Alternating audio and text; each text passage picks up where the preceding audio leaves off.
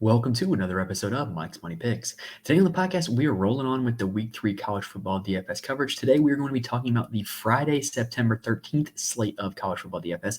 Yes, Friday the 13th. So there might be some strange things happening tonight. We'll see. We're going to break down both games. These are some games with really 4 good offenses and 2 games that should be pretty good on paper. So this should be a pretty entertaining slate. We've got a top 25 matchup. We've got another rematch of a bowl game from last year that was quite high scoring. So there's a lot to break down here. And we're going to break down these 2 games and tell you who you need to be getting in and out of your DFS lineups, talking strategy, the whole 9 yards.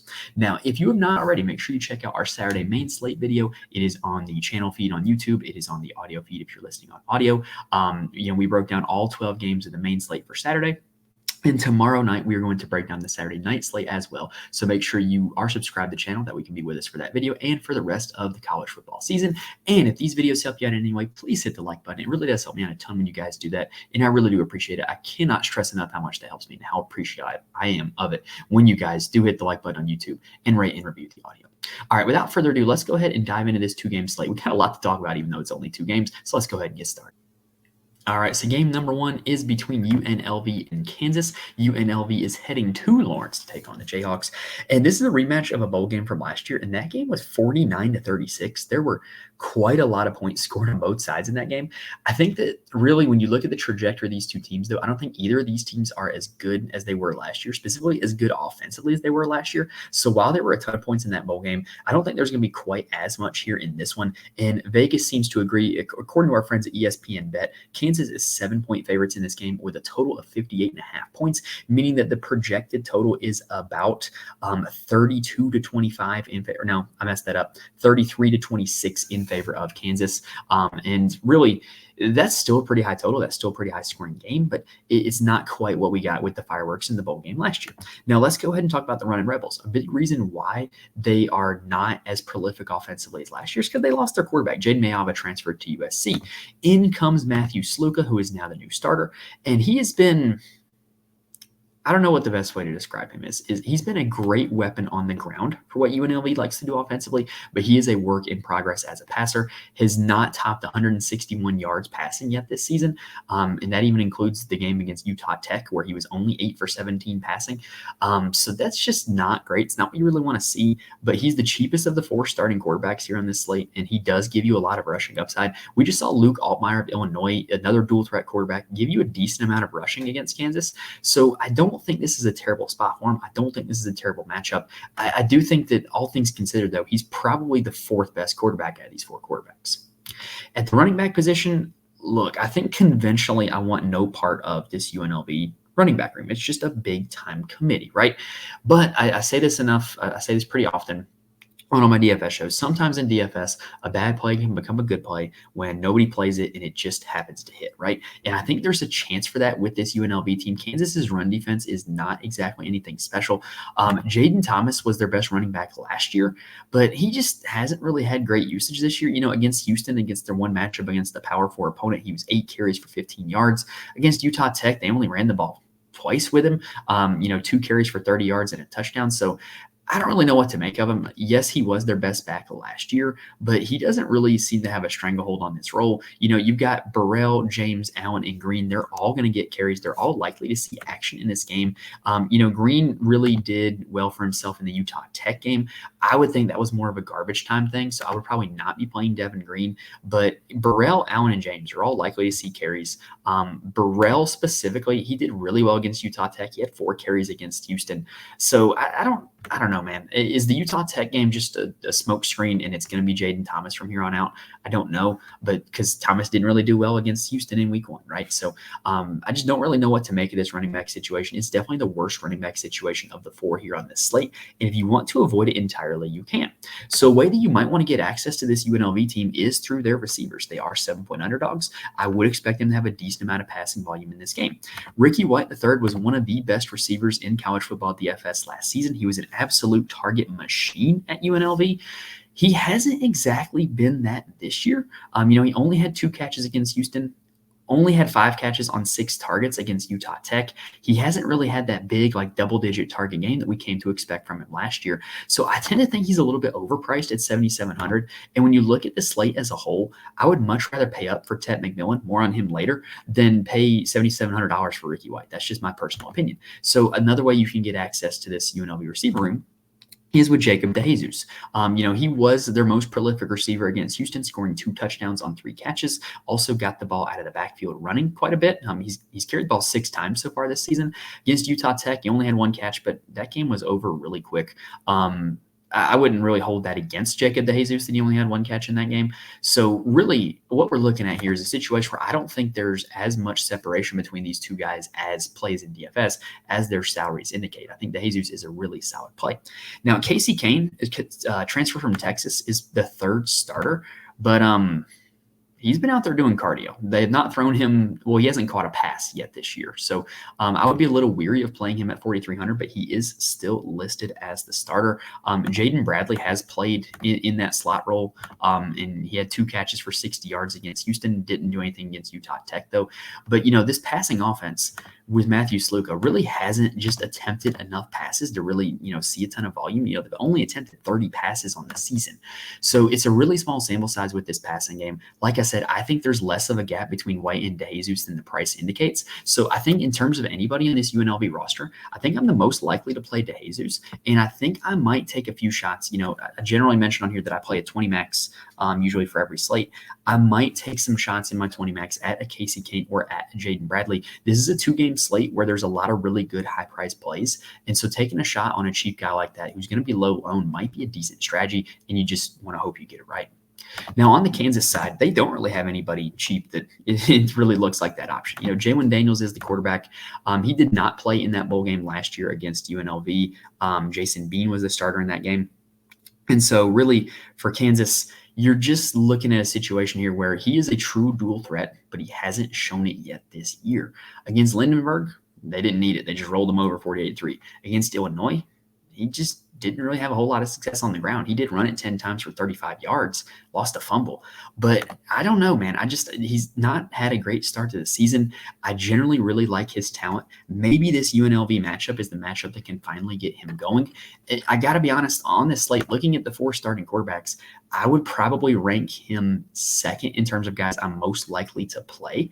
And he comes in second among salary in the starting quarterbacks. So I don't think this is a terrible spot for Daniels, but his play so far this season has been a little bit underwhelming, and that's definitely a little bit of a cause for concern. But a guy like him who I've seen as a starter, I've seen the upside, I'm going to try to be early on him, especially here on a 2-game slate. Now, at the running back position, Kansas boasts one of the most efficient backs in the country, and that is Devin Neal. He has topped 100 yards in both games he's played so far. He only needed 8 carries to do against Lindenberg, only needed 14 carries to do against Illinois. So he has not had a game where he averaged under 70 yards a carry, and that's just pure efficiency, right? The Kansas went out in the portal and they got offensive linemen. They tried to get better in the trenches, and that should bode good things for their running game. If you're looking to be a little bit different, you're looking to play a little bit leverage, Highshaw would be an option. He is going to be a part of this game plan. He is going to get carries. If you get lucky and he happens to be the one that scores the touchdowns, it could provide massive leverage over Neal. But I think Neal is a really, really solid play. I would rank him second among the running backs on this slate. At the wide receiver spot for Kansas, so last week I talked about how last year they were really kind of balanced at the end of the season, but they individually all had big games throughout the season. And that trend seems to be bucking a little bit. Luke Grimm was the guy in week 1 against Lindenberg, 6 catches, 111 yards and a touchdown. He was the guy against Illinois, 9 catches, 40 yards and a touchdown on 12 targets against Illinois. It is shaping up like Luke Grimm is going to be this team's number 1 receiver. And if you're going to be stacking Jalen Daniels with anybody, then he would be the guy on paper that would set up the best.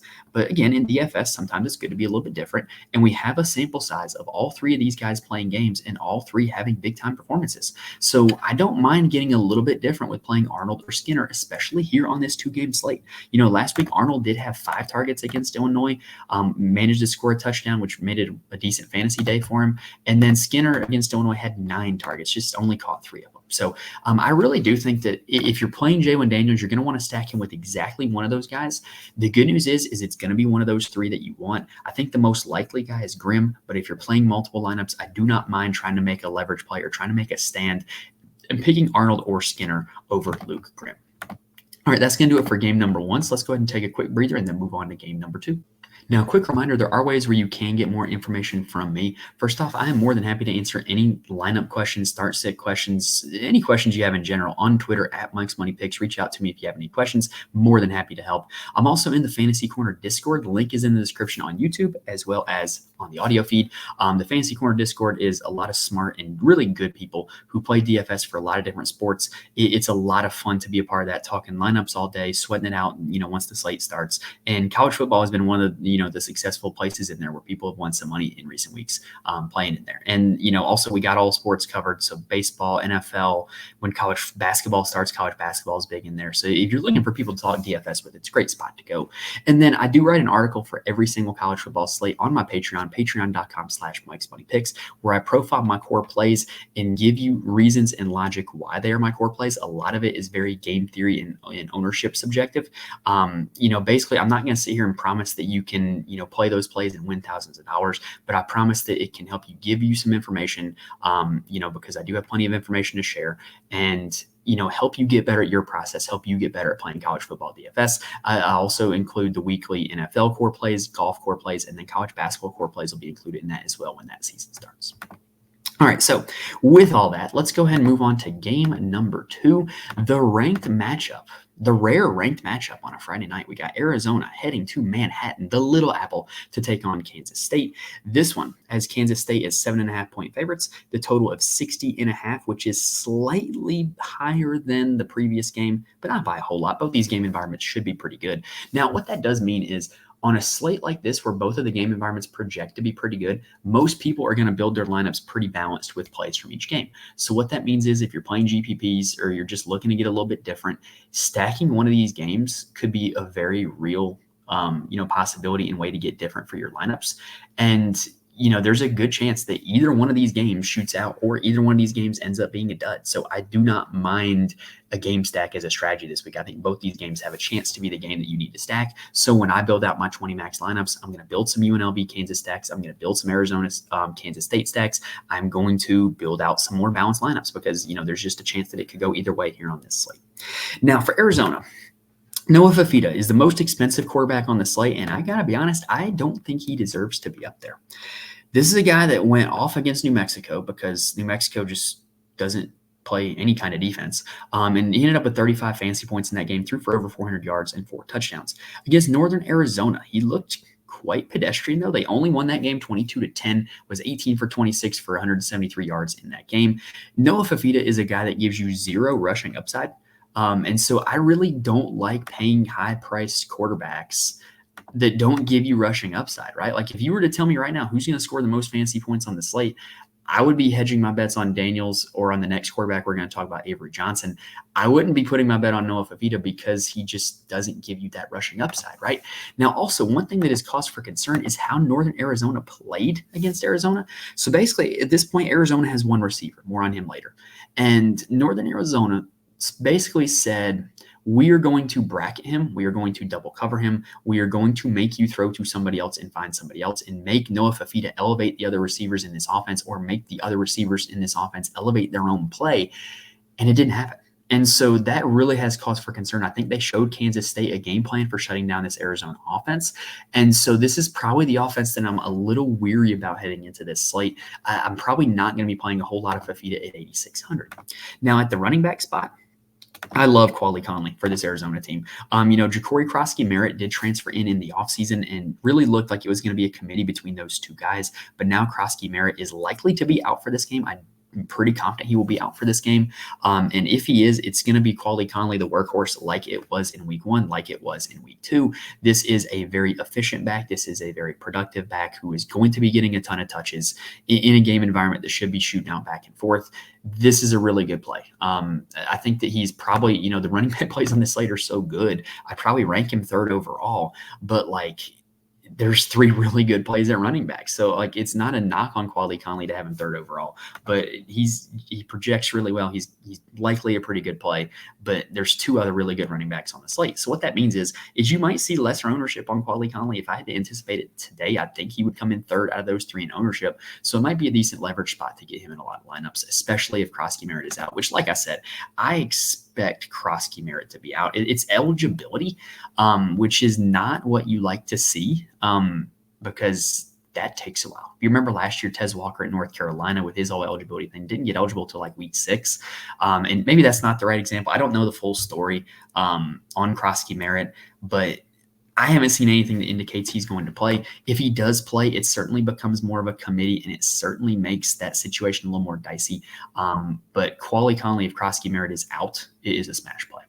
Now, at the wide receiver spot, Arizona is dominated by Tetairoa McMillan, as evidenced by the fact that Tetairoa McMillan averages 35 fantasy points a game. No other receiving option on Arizona averages more than 7. Yeah, you heard that right. He's averaging 5 times more fantasy points than any other receiver in this Arizona offense because he's the only one that generally gets open. Against New Mexico, he had 10 catches for 304 yards and 4 touchdowns, 67 fantasy points in that game. And then the aforementioned game against Northern Arizona, 2 catches, 11 yards. They made life miserable for McMillan. And I got to say, I think there's a chance that Kansas State does it again. So he is obviously the top wide receiver play on the slate, in my opinion, especially with the upside of scoring 60 fantasy points. But there's a chance that he busts. So, is he going to be a guy that's going to be in my lineups? Yes. But he's also going to be a guy that I'm going to strategically not place in some lineups just in case they do end up, bracketing him. And here's the thing, too, though. If you end up not playing McMillan, don't feel like you have to play the other Arizona receivers because they haven't been good. It's really been Tet and the nobodies in this receiving corps. Montana Lamonius Craig came into their season as the wide receiver 2, transfer from Colorado 2 years ago, but he's only caught 2 passes for 19 yards so far this season. Patterson has been their kind of 3rd receiving option. He got the list as the starting in the slot, and he caught 3 passes, 32 yards, and a touchdown against Northern Arizona. That's okay, but it's not great. And nobody else has really done anything. So I really, really am leery of playing these receivers. I think it might be Tet, McMillan, or nobody.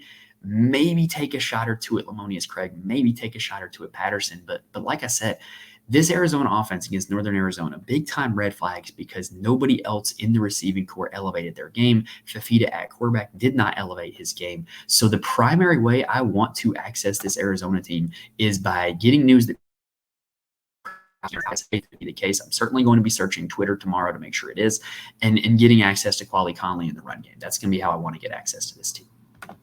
Now, the good news is Kansas State doesn't have a whole lot figured out in their pass defense. They just gave up over 300 yards to Mensa at Tulane. So they're not a good pass defense, but if they come with that same scheme that Northern Arizona did, there's a chance that they do what Northern Arizona did. That's what concerns me. So, probably not going to have the most exposure to this Arizona pass game, even though on paper it looks like a good matchup. I just think Kansas State has the blueprint to stop it.